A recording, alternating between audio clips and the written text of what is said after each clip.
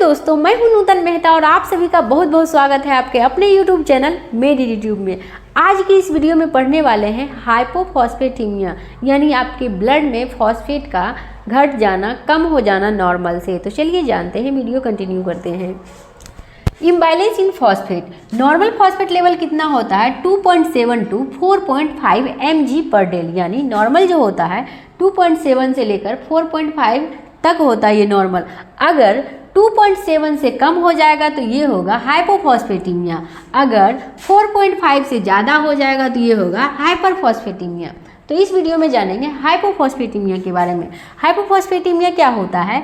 When serum phosphate level less than 2.7 mg/day, यानी हमारे blood में सीरम फॉस्फेट लेवल जो होगा 2.7 से कम हो जाएगा तो ये कहलाएगा हाइपोफॉस्फेटीमिया। इसके क्या क्या कारण हैं जिसके कारण हमारे ब्लड में जो फॉस्फेट लेवल कम हो गया? तो चलिए उसे जानते हैं।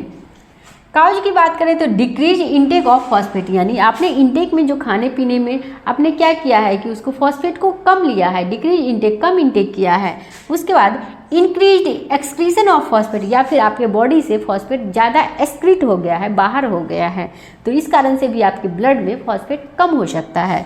उसके बाद डिक्रीज इंटेक ऑफ, मतलब आपने क्या किया है कि नट्स आपने कम खाया, बीफ नहीं खाया, पोर्क नहीं खाया, चिकन सही प्रॉपर मात्रा में नहीं खाया, फिश नहीं खाया, या फिर आपने होल ग्रेन्स नहीं लिया है, तो इसके कारण क्या होगा कि आपको फॉस्फेटीमिया की कंडीशन हो सकती है।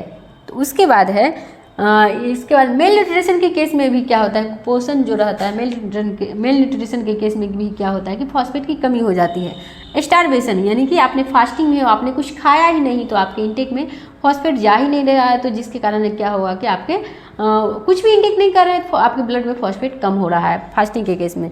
उसके बाद हाइपर पैराथायरॉयडिज्म के केस में भी क्या होता है कि आपका फॉस्फेट कम क्योंकि इसलिए हो रहा है कि हाइपर पैराथायरॉयडिज्म में क्या होता है कि आपका कैल्सीटोनिन जो कैल्शियम को मेंटेन कर रहे हैं वो हार्मोन का इंक्रीज हो जाता है, और हमारा कैल्शियम और फॉस्फेट ये दोनों एक दूसरे के बीच कर्मानुपाती होते हैं। अगर हाइपोफॉस्फेटीमिया है तो इसमें हाइपरकैल्सीमिया की कंडीशन उत्पन्न होगी। तो क्या होता है कि इस केस में भी क्या होता है कि हाइपर पैराथायरॉयडिज्म के केस में कि हमारा कैल्सीटोनिन ज़्यादा एक्टिव हो जाता है, जिसके कारण कैल्शियम ज़्यादा मतलब हो जाता है बाइंड, जिसके कारण क्या होता है हाइपरकैल्सीमिया के केस में क्या होता है कि हाइपोफॉस्फेटीमिया होता है। उसके बाद है मेलिग्नेंसी के केस में भी क्या होता है कि कैल्शियम लेवल बढ़ जाता है, जिसके कारण क्या होगा फॉस्फेट अपने आप घटेगा।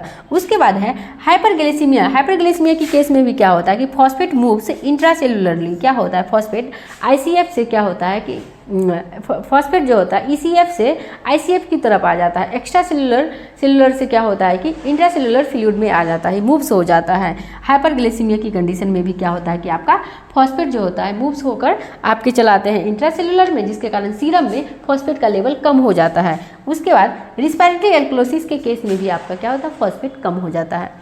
उसके बाद जानते हैं क्लिनिकल फीचर ऑफ हाइपोफॉस्फेटीमिया, यानी इसके क्लिनिकल फीचर क्या क्या हो सकते हैं हाइपोफॉस्फेटीमिया के। इसमें क्या होता है कार्डियक कॉन्ट्रैक्टिलिटी जो होता है ये कम हो जाता है, डिक्रीज हो जाता है। जब कार्डियक कॉन्ट्रैक्टिलिटी कम हो जाएगा तो इससे क्या होगा कि आपको पेरिफेरल पल्सेज भी आपको कम दिखने को मिलेंगे, बहुत कम डिक्रीज देखने को मिलेंगे। उसके बाद आपको वीकनेस रहेगा। डिक्रीज बोन डेंसिटी, क्या होता है कि इसमें बोन डेंसिटी जो होगा आपके बोन में कैल्शियम और फॉस्फेट ये सब क्या होगा कि आपको कम देखने को मिलेंगे, डिक्रीज बोन डेंसिटी देखने को मिलेंगे। Deep tendon reflexes, decrease deep tendon, मतलब आपका जो डीप टेंडन रिफ्लेक्सेस है वो आपको कम देखने को मिलेगा। आपको इरिटेबिलिटी होगी, आपको इरिटेशन टाइप का रहेगा, आपको कन्फ्यूजन होगा और आपको सीजर आ सकता है। इस तरह से आपको हाइपोफॉस्फेटीमिया के जो होते हैं कारण है जाने अपना, और उसके बाद आपके हर एक सिस्टम पर क्या क्या फ़र्क देखने को मिलेगा, क्या क्या इफेक्ट देखने को मिलेगा, क्या क्या साइंस सिम्टम्स देखने को मिलेगा। तो चलिए अब जानेंगे इसका मैनेजमेंट क्या क्या करना होगा। चलिए अब जानते हैं मैनेजमेंट ऑफ हाइपोफॉस्फेटीमिया, यानी हाइपोफॉस्फेटीमिया जब हो जाएगा तो इसका मैनेजमेंट क्या करेंगे, तो इसके बारे में जानेंगे।